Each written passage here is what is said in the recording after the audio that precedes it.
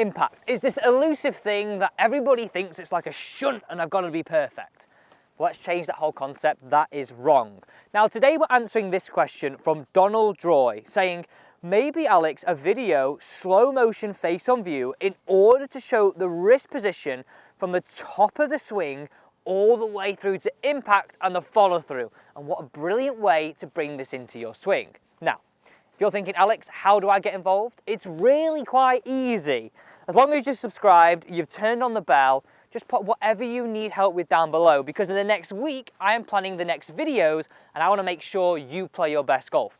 Right, have a look at this scenario. We're around 150 yards away from this green. It's uphill. Getting a good impact is so important. This is a scary shot, and if you hit the green, you're guaranteed to lower your scores and impress your mates. So let's go through this full routine. So look where I am there. That is where I'd want to be on a perfect follow through. Come have a look at those wrists, look at the club face, look at my hips, look at my shoulders. Just take a good look at everything here. I'll stay here for a second, just so you can take some good note. Look at that club face there. Look at my wrists, right? That sort of rolled over in that direction. Look at my hips, look at my shoulders. That's where I want to get to. So I get students to go, right, okay, give me perfect. Trace it backwards to then where impact is, okay? Trace it backwards to where halfway back down is. Can you see how actually working this in reverse of going, right, okay, that's where I want to get to, boom, that's where I've got to start coming down into, right? Stay with me here. Make a one-handed swing now. What did I just do? The exact thing I want to do. I let the club head swing, the club head release, got the right wrist angle just by making that one-handed swing. Watch that again. Look at that. I made again the perfect follow through by making that one-handed swing. Now what I want you to get from this video is that using the momentum of the golf club will allow you to hit down on that golf ball, keep you in posture, and really get those wrists to unload the force on the golf ball to hit perfect iron shots, as long as you follow this 4-step routine. Oh, that is all over the flag. Oh, no jokes, that could be, it could be in. That's going to be seriously close. At the end of this video, we're going to have to go up to the green and see where that's finished, because that is going to be close. Now, why I say this is a light bulb moment is for the simple fact that you lose the complete idea that impact is a static location. Because when you've got the club one-handed, there's no way on this earth you can stop it and be static. It's a fluid motion all the way through to a follow-through. All we're trying to do is use our timing to square that face up, get the hands slightly ahead for a point in time, okay? Just for a point in time. It's not static. Okay, so the first point you need to know is this. Now before that, let's have a look at these swings. This is Anne Van Dam. Now have a look how the wrists roll through impact.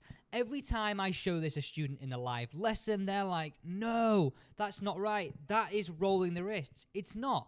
They're squaring the club up for that point in time. Impact. And then from there, letting it roll through. Here's #1 golfer in the world, Scotty Scheffler, doing the exact same thing.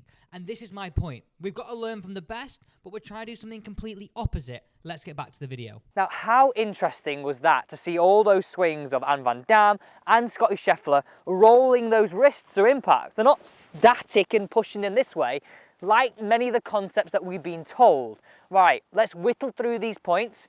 Point #1, grab another golf club and place it on the ground, okay? Don't need a golf ball at this point. What you need to do now for point #2 is place this golf club in between your feet for the ball position of the club you have in your hand. So I've got 7-iron, and I, for reference, at point #2, have placed that golf club between my feet roughly around here. So you can see that there, just ahead of middle. Now included in point #2, just grab a tee peg and place it down in the ground. So that should just be straight down here, again, where that ball position would be for 7-iron. If you're doing this with 4-iron, it'll be further forward. And if you're doing this a pitching wedge, it'll be further back. 2 more points for you to nail here. This is the fun bit. So let's get ourselves set up again. Right ball position. Address that tee peg with both hands. Point number 3, we're going to make a backswing, okay, and start your downswing to stop again here with both hands on around hip height. So at this point on your downswing, take your trail hand off. What I'm looking for you to do here, let's do this in slow motion for point number 3. You should roughly from this point, from player cam, be able to see 2 knuckles. So if you come here from sort of looking at this direction, you should be able to see 2. Now remember, impact is not a static thing, it's a fluid thing. So from here, as you move down one-handed, you then should be able to see 1 knuckle. You can really see this in player cam, how you have 1 knuckle visible. And then from here, look at that, like, look at where I am. Hands ahead, club face nice and square, hips nice and open. And then the next point, the follow through, I can see no knuckles. I'm starting to be able to see that palm, my elbows in, my hands overtaking my shoulder. That is what I count as release. From the top of the backswing, into downswing, into impact, into follow through. Exactly how I'm answering this question because I'm powered by you, the viewers. So at stage 3, I want you just to have maybe 2 or 3 goes at just going, right, okay, up, down, hand off, slowly work the club. At stage 4, this is where simply, we're just gonna make some one-handed swings, but impacting the tee peg, but follow it this way. So we go back, impact the tee peg, bring it back, right hand on. So every time we're going to finish by getting our right hand on that club. So back, right hand on the club at the end. So we're really getting a sensation for what we're trying to do. Try and impact the tee peg. Try and whip the club through. This is what impact is, and this is why it's a light bulb moment. It's not static, it's a fluid thing through the golf ball. That's what it has to be. Other major benefits of this is, and this is something that I've seen trending so much, of golfers trying to get a strike with irons, moving here, dragging the club through because there's no space. You really get the look of space through the golf ball, like we saw with Anne Van Dam, like we saw with Scotty Scheffler, through that hitting zone.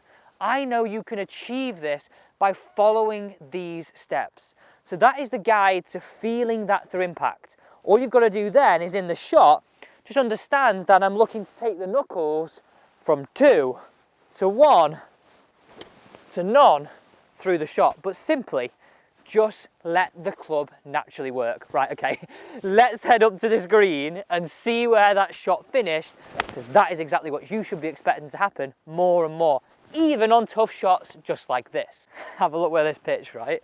Pitched here, and look where it finished. Didn't get overexcited about that shot. That was definitely well worth the excitement because of how tough it is. So you stand here and hold more of these putts for 3 points. Let me concentrate and see if I can roll that one in. And that's how we lower our scores, enjoy our golf way more, and basically show off to your mates. Thanks for watching.